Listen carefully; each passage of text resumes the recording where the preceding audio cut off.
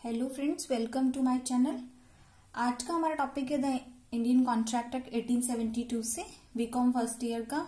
और आज के हम टॉपिक में डिस्कस करेंगे contract of indemnity and contract of guarantee. तो ये बहुत इंपॉर्टेंट टॉपिक है, बहुत बड़ी क्वेश्चन ये दोनों एग्जाम में पूछे भी गए हैं। तो फर्स्ट है हमारा कॉन्ट्रैक्ट ऑफ इंडेमनिटी। अब इंडेमनिटी का मतलब क्या होता है? Indemnity means to bear the loss of another. Indemnity में क्या होता है कि कोई पर्सन किसी दूसरे पर्सन का लॉस बियर करेगा, इसे हम कहते हैं इंडेमनीफाई करना। It is a contract in which one party promises to save the other from loss cause to him. ये कैसा कॉन्ट्रैक्ट है? इस कॉन्ट्रैक्ट में एक पार्टी दूसरी पार्टी को प्रॉमिस करती है कि आपको जो भी लॉस होगा उसको मैं बियर करने को रेडी हूं bye the conduct of any person, किसी पर्सन की वजह से, और बाय एक्सीडेंटल कोई लॉस हो जाता है तो मैं उसको बियर करने को रेडी हूं। इसे हम बोलते हैं कॉन्ट्रैक्ट ऑफ इंडेमनिटी, जहां पे कोई श्योरिटी दे रहा है कि मैं आपका लॉस बियर करने को रेडी हूं। अब इसमें दो पार्टीज है, indemnifier who gives indemnity. Indemnifier कौन होगा? जो कह रहा है कि मैं लॉस बियर करूंगा, वो है इसमें indemnifier.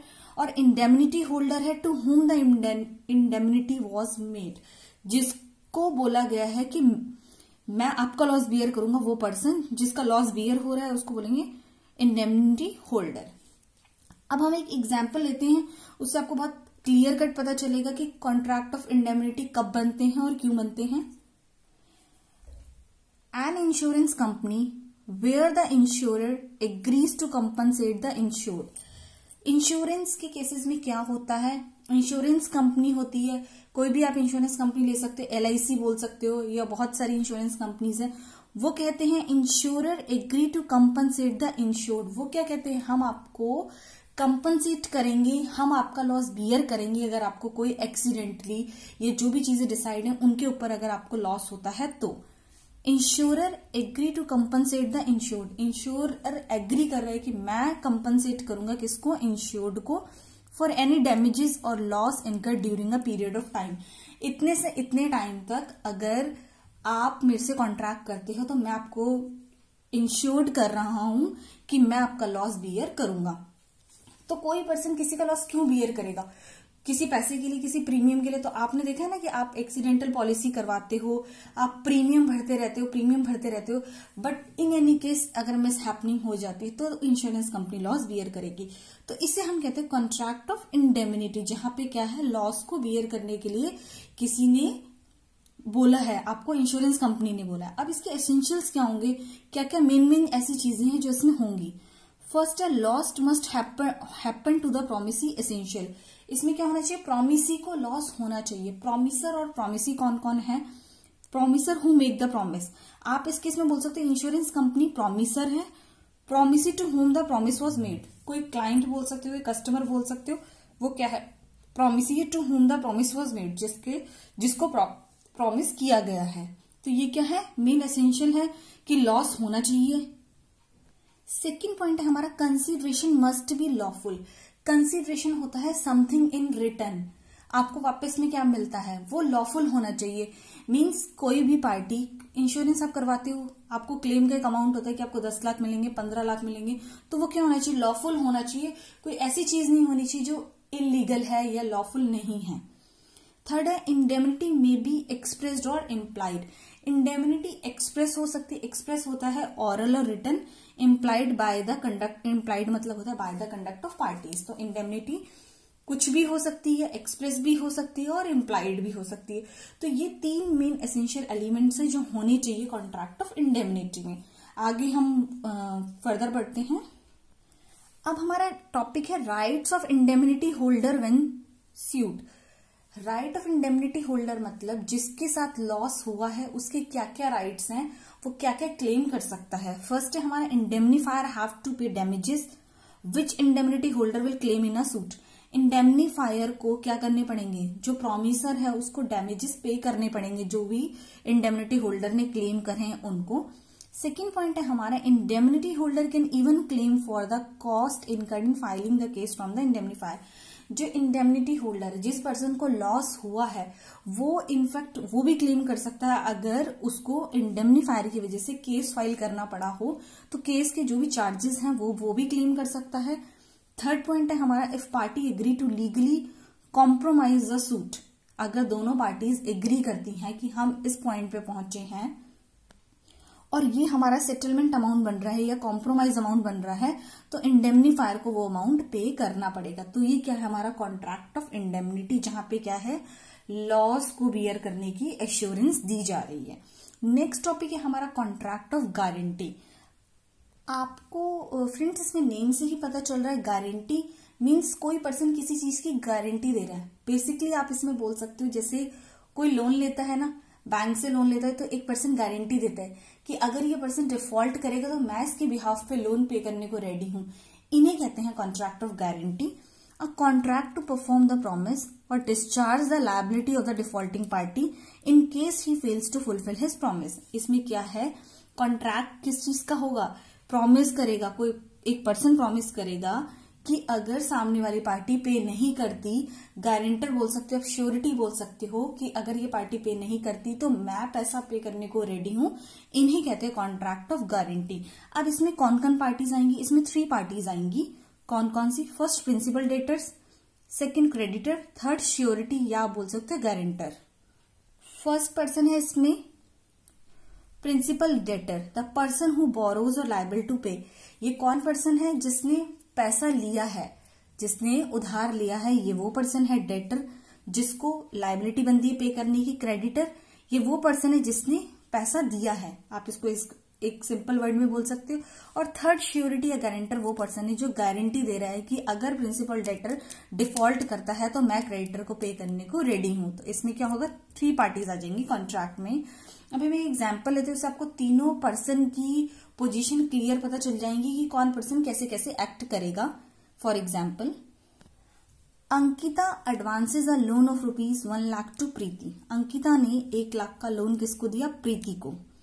Sumitra who is the boss of Preeti. अब सुमित्रा कौन है इसमें, प्रीति की बॉस है। Promise that in case Preeti fails, वो कह रही है कि अगर प्रीति डिफॉल्ट करती है या लोन को नहीं पे कर पाती, fails to repay the loan, then she will pay the same. अब इसमें क्या है, इस केस में अंकिता क्या कर रही है, लोन दे रही है, तो अंकिता क्या है, क्रेडिटर है।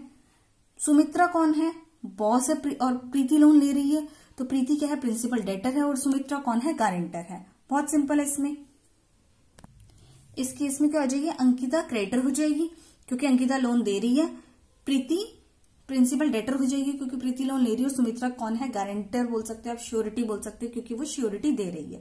अब इन कॉन्ट्रैक्ट्स में क्या क्या एसेंशियल्स होनी चाहिए, क्या क्या मेन चीजें होनी चाहिए। फर्स्ट तो है 3 पार्टीज है नेसेसरी। इसमें 3 पार्टीज का होना जरूरी है। कौन सी 3 पार्टीज, जो हमने अभी डिस्कस करी, श्योरिटी, प्रिंसिपल डेटर और क्रेडिटर। सेकेंड पॉइंट है हमारा, surety promise to answerable is necessary. यहां पे क्या होना चाहिए, श्योरिटी को प्रॉमिस करना पड़ेगा कि अगर प्रिंसिपल डेटर लोन को पे नहीं कर पा रहा तो मैं पेमेंट करूंगा। तो यहाँ पे क्या, श्योरिटी को आंसरेबल होना पड़ेगा। श्योरिटी ऐसे श्योरिटी को गारंटी देनी पड़ेगी, उसको बोलना पड़ेगा। तो ये बहुत जरूरी है इस कॉन्ट्रैक्ट में। थर्ड है, liability must be legally enforceable. Liability कैसी होनी चाहिए, जो लीगली एनफोर्सेबल हो। कोई ऐसी चीज नहीं होनी चाहिए जो कि इलीगल एक्टिविटीज हो या इलीगल थिंग हो। तो ये सारी क्या है, essentials of contract of guarantee. तो ये सारी चीजें होनी चाहिए। अब बेसिकली देखो, दोनों ऑलमोस्ट सेम है। मे बी आपको कुछ कंफ्यूजन ना हो जाए किसी चीज में, तो मैंने एक और पॉइंट बनाया है, कॉन्ट्रैक्ट ऑफ इंडेमनिटी और कॉन्ट्रैक्ट ऑफ गारंटी के बीच में कुछ डिफरेंस है, जिनके बेसिस पर आपको क्लियर कट पता चल जाएगा कि इन दोनों के बेसिकली डिफरेंस क्या है। तो ये हम पढ़ते हैं इसमें, contract of indemnity, contract of guarantee में क्या क्या डिफरेंसेस हैं। फर्स्ट डिफरेंस की हम बात करें जाए, नंबर ऑफ पार्टीज। जैसे मैंने बताया, इंडेमनिटी वाले में क्या है, 2 पार्टीज का होना जरूरी है, इंडेमनीफायर और indemnity holder. But contract of guarantee में 3 पार्टीज होंगी, principal debtor, creditor and surety. Second difference है हमारा नेचर। नेचर क्या है, इसमें लायबिलिटी किसकी है, इंडेमनिटी में लायबिलिटी है इंडेमनीफायर की, क्योंकि इंडेमनीफायर प्रॉमिस कर रहा है कि मैं आपका लॉस बियर करूंगा। बट गारंटी वाले केस में क्या है, प्राइमरी लायबिलिटी जो प्रिंसिपल डेटर की है, पर सेकेंडरी लायबिलिटी किसकी है, श्योरिटी की। अगर प्रिंसिपल डेटर पे नहीं करता तो श्योरिटी को पे करना पड़ेगा पैसा। तो ये इसके क्या है, बेसिकली डिफरेंस। थर्ड पॉइंट है नंबर ऑफ कॉन्ट्रैक्ट।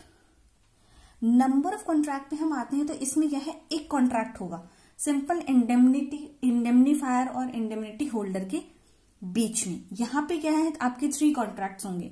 किस किस के बीच में, श्योरिटी और प्रिंसिपल डेटर के बीच में कॉन्ट्रैक्ट होगा, श्योरिटी और क्रेडिटर के बीच में कॉन्ट्रैक्ट होगा, क्रेडिटर एंड प्रिंसिपल के बीच में कॉन्ट्रैक्ट होगा। तो यहाँ पे क्या है, 3 कॉन्ट्रैक्ट होंगे अलग अलग, बट इंडेमनिटी के केस में सिर्फ एक ही कॉन्ट्रैक्ट होगा हमारा। फोर्थ है हमारा पर्पस। इसका बेसिकली इंडेमनिटी का पर्पस क्या है, कॉन्ट्रैक्ट ऑफ इंडेमनिटी क्यों बनाया जाता है, कि लॉस को बियर कर पाए, जो लॉस हो रहा है, reimbursement of losses. But in guarantee में क्या है, सिक्योरिटी टू क्रेडिटर, क्रेडिटर को सिक्योरिटी मिल रही है ना, क्योंकि थर्ड पर्सन आके एक श्योरिटी पर्सन है, वो कह रहा है मैं आपको विश्वास दिला रहा हूं, मैं आप मेरे पे ट्रस्ट करो, मैं सिक्योरिटी ले रहा हूं। तो यहाँ पे क्या है, सिक्योरिटी, यहाँ पे क्या है, रिम्बर्समेंट ऑफ लॉसेस। फिफ्थ है हमारा कंसिडरेशन। कंसिडरेशन में क्या है, यहाँ पे वैल्यूएबल कंसिडरेशन होगा। यहाँ पे क्या है, इंडेमनिटी कॉन्ट्रैक्ट में इंडेमनीफायर को बताना पड़ेगा कि मैं आपका इतने अमाउंट का लॉस बियर करने को रेडी हूं। बट कॉन्ट्रैक्ट ऑफ गारंटी में ऐसा कुछ नहीं है, बस उसको श्योरिटी देनी है, अगर वो नहीं पे करता तब मैं पे करूंगा। तो यहाँ पे कंसिडरेशन पहले से डिसाइडेड है, यहाँ पे कोई कंसिडरेशन नहीं है। 6 पॉइंट है हमारा लायबिलिटी। लायबिलिटी में क्या है, अकरेंस ऑफ लॉसेस। यहाँ पे मेन लायबिलिटी क्या है, लॉसेस को बियर करने की है, अकरेंस ऑफ लॉसेस के बीच में है, एक्चुअल लॉस के बीच में है। तो यहाँ पे लायबिलिटी कैसी, कंटिंजेंट लायबिलिटी है। अगर एक्सीडेंटली किसी पर्सन के साथ ये चीज हो जाएगी तब इंश्योरेंस कंपनी बोलेगी कि मैं इसको पे करने को रेडी हूं। तो यहाँ पे क्या है, कंटिंजेंट। यहाँ पे क्या है, in case of default by principal debtor, अगर प्रिंसिपल डेटर डिफॉल्ट करेगा तब ही लायबिलिटी बनेगी पे करने की। तो यहाँ पे लायबिलिटी कब अराइज होगी, लॉस के बेस पर, यहाँ पे अगर वो पर्सन डिफॉल्ट करेगा तो ये हमारा काफी इंपॉर्टेंट टॉपिक है, आप इसे देख सकते हैं और मैंने आपको एक बार डिटेल में बता ही दिया है टॉपिक। तो ये बहुत बार एग्जाम टाइम में पूछा भी गया है क्वेश्चन, इनफैक्ट डिफरेंसेस भी आते हैं इनके कॉन्ट्रैक्ट ऑफ इंडेमनिटी और कॉन्ट्रैक्ट ऑफ गारंटी में। तो फ्रेंड्स, आपको होप सो मेरा वीडियो पसंद आया होगा। अगर आपको मेरा वीडियो पसंद आया तो प्लीज इसे लाइक एंड सब्सक्राइब करना ना भूलें। Thank you friends.